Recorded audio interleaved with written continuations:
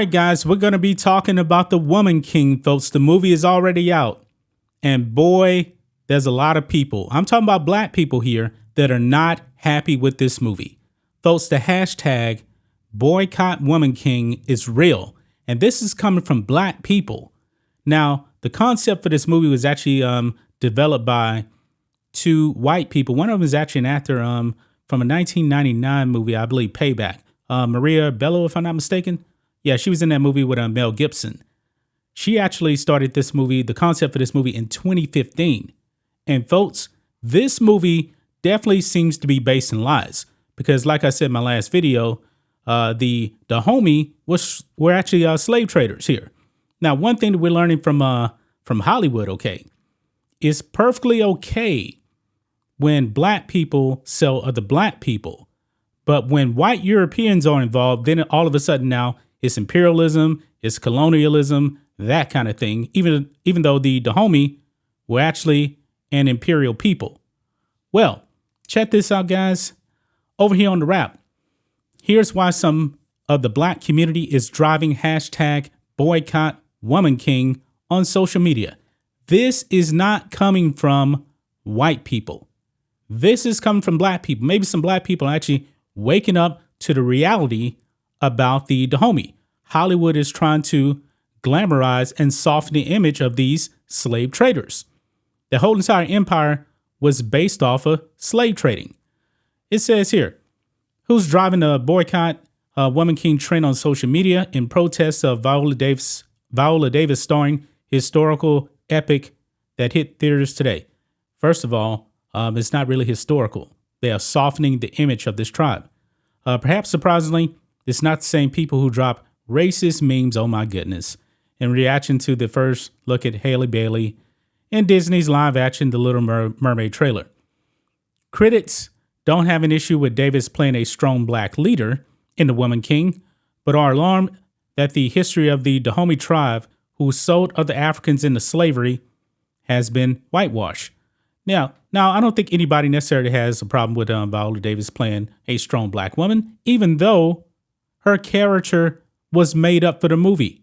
Her character is not even real. Her character was not historic whatsoever. But anyway, this comes from Antonio Moore here, black person, by the way, says, quote, time to boycott the Woman King movie. The film is about the Dahomey and Benin that traded slaves into the transatlantic. This may be the most offensive film to black Americans in 40 to 50 years. Wow. Amazing. Another person says, let's be honest, folk. It's movie about I think they meant to say it's a movie. It's a movie about an African tribe famous for selling slaves to Europeans that was made into a female empowerment story by two white women writers. You don't have to be very woke to see the problem here. So I believe they actually have a problem with the white women actually developing this to soften the image of the homie. But I can guarantee you guys, if you look at the trailer, and this is real here, if you look at the trailer, folks, they have pretty much demonized the Portuguese. They tried to make this movie about the Portuguese being the enemy, trying to conquer their way of life. But what they don't tell you is the homie is actually trying to protect slavery. So, but also here, there's another article here also. Now, this person here, I found this from another article here. This person is a historian here. It says The Woman King softens the truth of the slave trade. Now, this is from an actual historian here. So they watched the movie here, and they already came up with some flaws in the movie because they definitely really changed a lot of historical fact. It says here, the first scene of the movie shows one of the raids led by the Dahomey army. The Agoji, which is the women, attacked the village. In the movie, the women soldiers killed the men and spared the women. In reality, more probably, the soldiers of the Dahomeyan army, both men and women, would take the healthier, younger villagers as prisoners and walk them to Dahomey's capital, Abomey. The film quickly suggests the various possible fates of these prisoners by showing that some could be kept in slavery locally, others would be offered in human sacrifices to honor Dahomean deities, and most would be transported to the coast where they would be sold and board slave ships sailing to the Americas, especially Brazil. In more than one scene in The Woman King, Nanesca, who is actually the fake lead, she's not a real person, attempts to convince Gezo that the Europeans are trying to conquer them and that they would not stop until the whole of Africa is theirs. But at the time the film is set, both the French and the English forts in Ojuda, guess that's the way you pronounce it, had already been abandoned.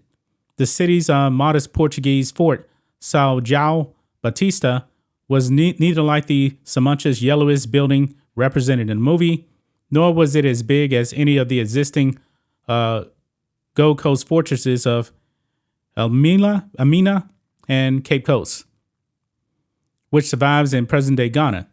This is an important difference because although Europeans were allowed to build fortresses on Odoas, man, I cannot pronounce these names, okay? Shores, Dahomey and his agents would always control the slave trade in the region. Yeah, it wasn't the white Europeans, it was the black Africans that actually controlled the slave trade. Now, here's the thing. It says the Woman King portrays the Agoji as liberators. In the film, the Mahi, a people established north of Abomi and allied with the kingdom of Oyo, are seeking to capture Dahomey's subjects to sell them into slavery. But the reality was quite different. The more powerful Dahomean army was often the one that attacked the Mahi. King Gezo and his predecessors led several incursions against the Mahi during the 18th and 19th centuries.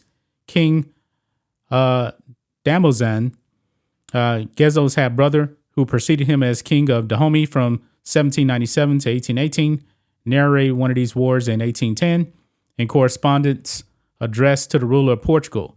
In the missive, he tells in detail how his army killed the Mahi king and his subjects, including women. Most prisoners who escaped alive from these bloody battles were sold and sent into slavery to the Americas, especially Brazil. So the movie is full of lies. The movie is just full of lies, folks. It is.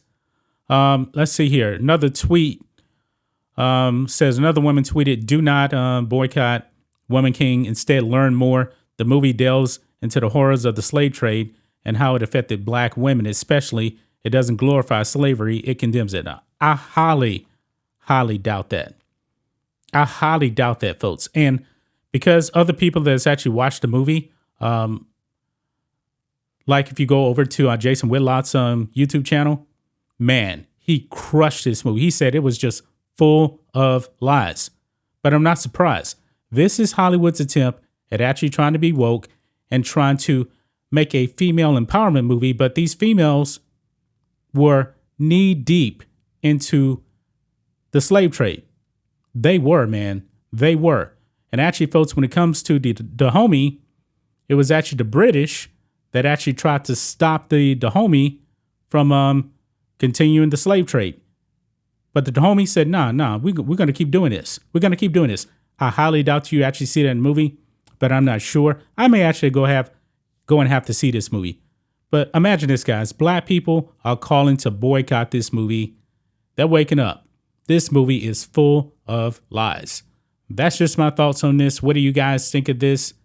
Matrixx and Rhodes Show fans, let us know what you think about all this in the comments. Make sure to subscribe to the channel, and we'll catch you next time.